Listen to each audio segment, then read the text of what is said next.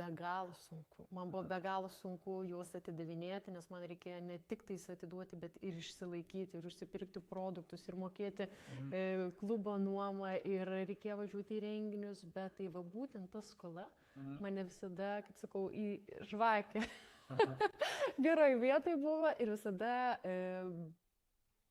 mane keldavo tada, kai aš keltis nenorėdavau, kada aš pavargdavau, man tie skaičiukai neleisdavo sustoti. Ir va, tas blogumas mane atvedė iki šiai dienai to, kas aš esu šiai dienai. Ir be galo, aišku, man kas patiko bendrauti, man be galo veždavo mano klientų rezultatai, mane veždavo pirmieji mano komandos pasiekimai.